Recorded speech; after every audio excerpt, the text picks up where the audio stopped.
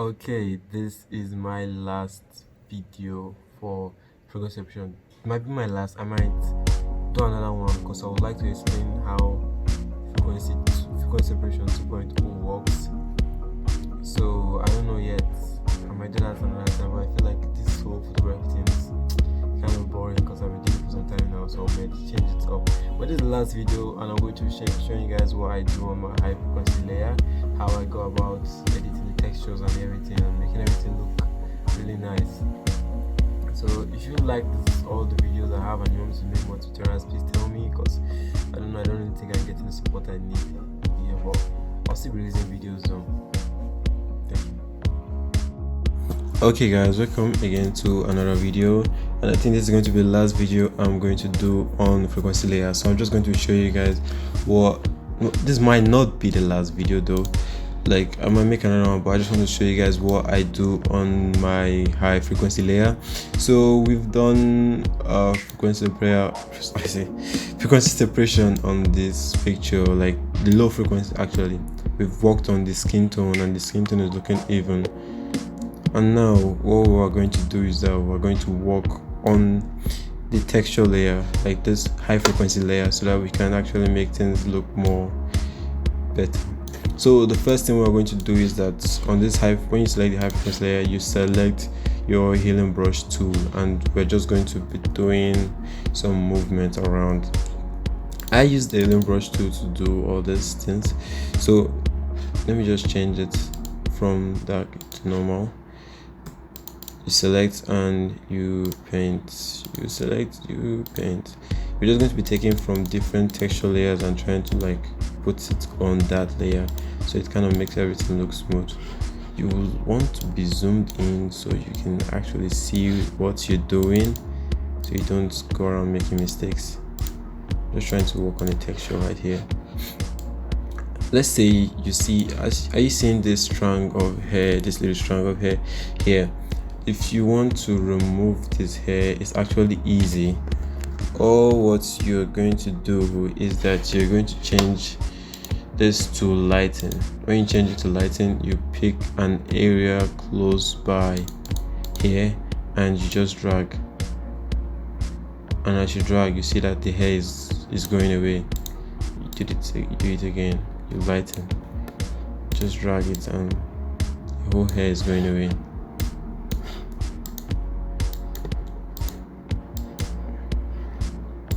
It's a really simple way of removing the hair from the face itself.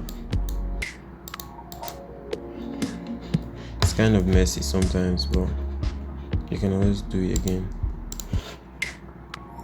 So since that is out of here, you can also do that for the hair around this area, but it's going to take a lot of my time. I didn't want this video to be that long, but let me just try and remove this one. Yeah, as you can see, it's going out.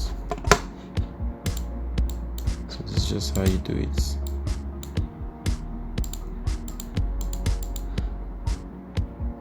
Like that.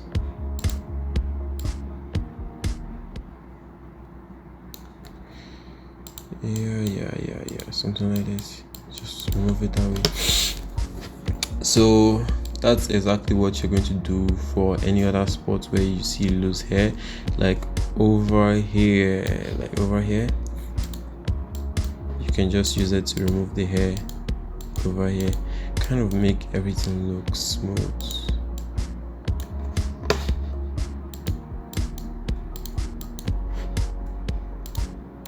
Like that, something like that. Just kind of shape everything into an outline. Remember, it's on lighten, so that's what we're using. You change the blending mode to lighten. Just kind of remove the hair over here.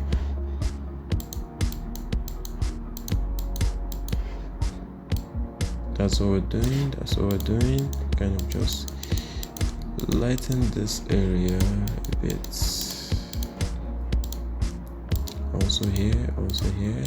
I think we're doing good. We are doing good, I think. Yeah.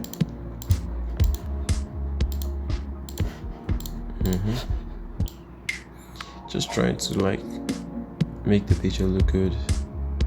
And like anywhere, like you can see this whole area is looking a bit rough, like the texture in the area is looking a bit rough.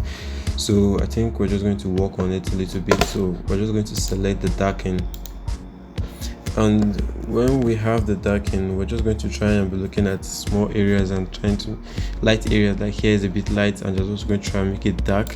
So the good thing about this process of changing it to dark and light is that you still have the texture in that area. We want to have a non-destructive mode of editing. That's our aim, non-destructive, so that when someone looks at what you want is that for someone to look at your image and be like, wow, this picture is actually nice. Not that someone will look at the image and they'll be like, wow, this picture was edited nice or retouched nice. That's like, that should be in your head when you're like retouching an image. You always want to have the picture looking natural, like looking like something you just take out of the camera. You don't want to do too much on it so that it's looking somehow. Yeah, do this. What else here? Yeah, also just kind of try and make it look, this whole side should look smooth. Just taking and taking.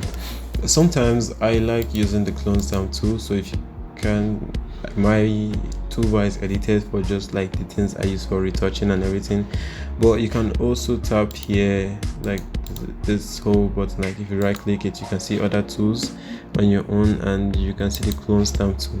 The clone stamp tool is really useful here, being that you can just take the exact texture from an area and place it somewhere else.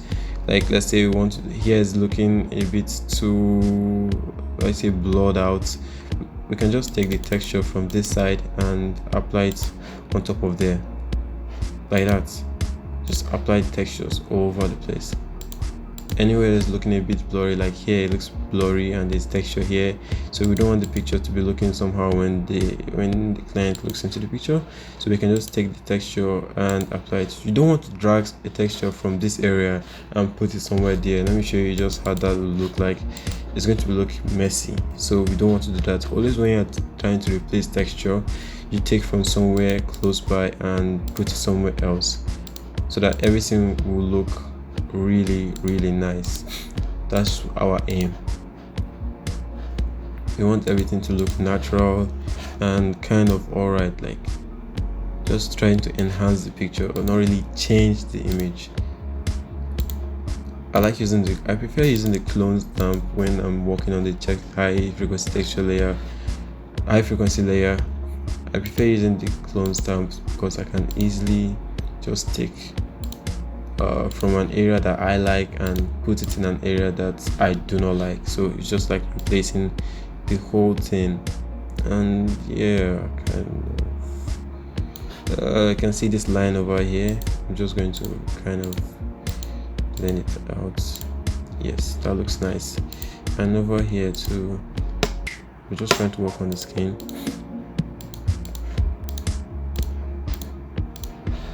Yeah, something like that. Here too, I don't like this was here. Just cover that, but we just want to leave everything looking, want things to look natural. Here, let's see. Alright, that's looking alright. That's looking nice. Yeah, the skin is looking nice. Here, let me just do that here.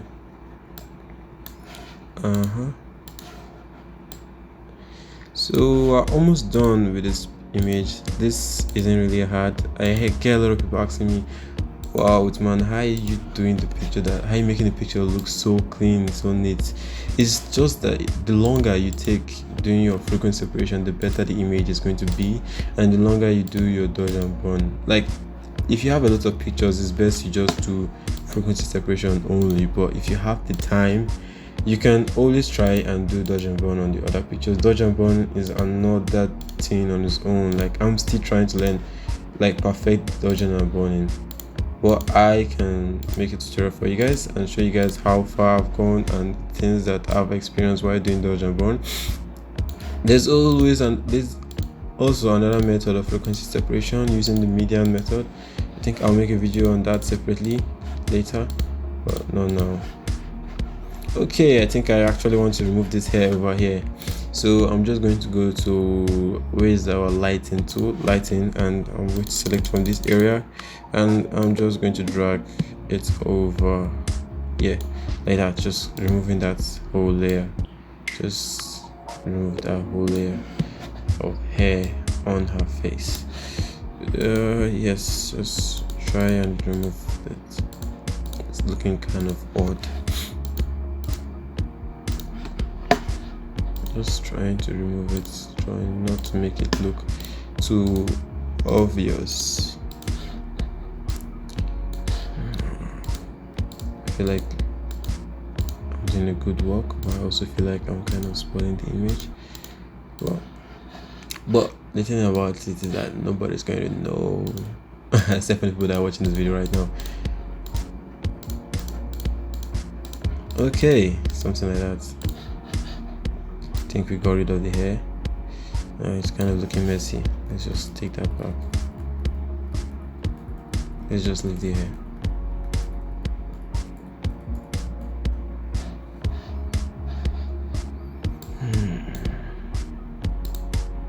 Yeah, let's just leave the hair like that.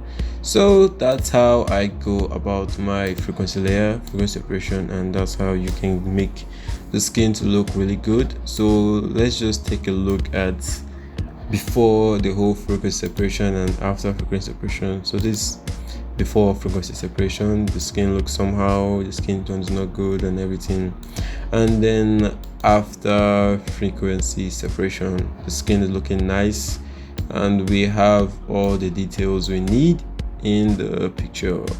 If you guys want me to release another tutorial or explain frequency separation in different aspects and how I do it in different scenarios, you guys can tell me. But I think I'm done with this video. If you find this video helpful, please leave a like, subscribe, and share with people. I'm trying to reach 400 subscribers. Yeah, thank you guys so much.